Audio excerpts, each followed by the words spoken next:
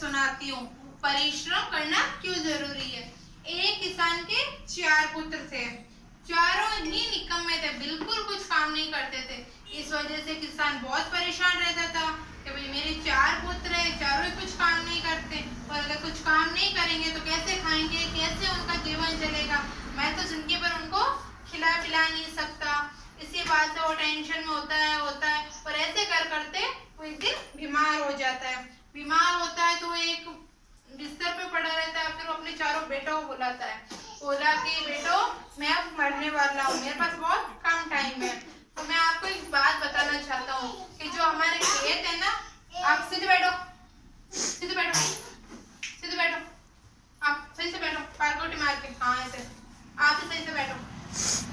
तुम भी सीधे बैठो। चारों बेटों को बुलाते हैं और बोलते हैं कि मैंने ना अपने खेत में बहुत सारा खजाना छुपा रखा है, आप लड़ो मत, इधर बैठो, आप अपना काम करो, ये मुझे दो।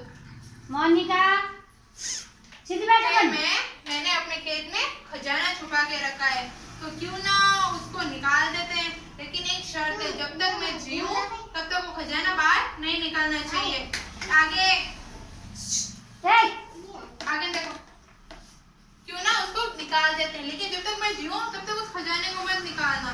बेटे उनका ठीक है।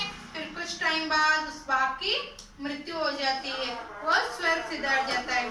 फिर उसके बाद बेटे सोचते हैं, फिर वो नौटंकी करते हैं रोने धोने का, क्योंकि उन्हें बाप से कोई मतलब नहीं था, उन्हें तो बस बाप की पैसा माया चाहिए होती है। तो वो ऐसे रो रुआ के अंतिम संस्कार करते हैं। फिर उनका अंतिम संस्कार करने के बाद सीधे खेत में जाते हैं। खेत में जाते हैं, उसको मिट्टी को खोदते हैं कि भाई कहीं से खजाना तो मिले। चारों बेटों ने पूरा खेत खोद दिया बहुत दूर तक, कुछ नहीं निकला। फिर उन्हें अपने बाप पे बहुत गुस्सा आया, कैसे पापा थे हमारे जो हमने झूठ बोला, ये सब कुछ किया। तो फिर उन्होंने क्या किया कि भाई जब खेत खोद ही दिया है तो ना उसमें अनाज डाल देते, कुछ तो होगा। तो उसमें अनाज डाल दिया, अनाज का बहुत बड़ा हुआ, बहुत अच्छा अनाज हुआ। फिर उसको काटा निकाला तो उससे बहुत सारा अनाज प्राप्त हुआ। फिर उन्हें एहसास हुआ कि हाँ मेरे पापा ने बिल्कुल सही कहा था कि खेतों में धन छिपा है, लेकिन इसका मतलब ये नहीं है कि वो अंदर छिपा है। हम अगर मेहनत करेंगे, परिश्रम करेंगे तो हम उस धन को पा सकते हैं। तो इसका मतलब ये है कि आलस से निकम्मे में बैठे रहने से आलस आता है। हमें परिश्रम करना चाहिए, हमें मेहनत करनी चाहिए, हमें दूसरों के भरोसे नहीं रहना चाहिए कि भाई वो हमारा कुछ करे। हमें खुद के लिए कुछ करना चाहिए, हमें खुद काम करना चाहिए, आलस नहीं करना चाहिए। आलस बुरी बात है, ठीक है। चलो इधर आओ, आप बताओ आलस क्या है। इधर आओ, आगे जाओ। बहुत बुरा है आलस, बोलो कि नहीं।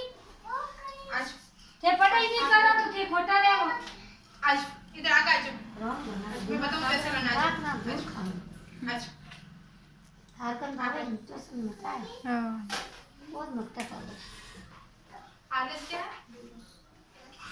आलस नहीं करना चाहिए ना। बात से करो, नहीं करना चाहिए, आलस नहीं करना चाहिए, बोलो आलस नहीं करना चाहिए। जोर बोलेगा नहीं, मुंडो है नहीं। हाँ आप बताओ बेटा क्या करना नहीं चाहिए। इधर आओ, आगे आओ। हाँ हिंदी बोले किने हाँ जगुरी वो चोर है नहीं गोविंदो। हाँ आलस गिलर है नहीं करना हाँ, अम्बा है चाहिए। नहीं। हाथ से करो, आलस नहीं करना, आलस नहीं करना चाहिए। आलस बुरी चीज है। आलस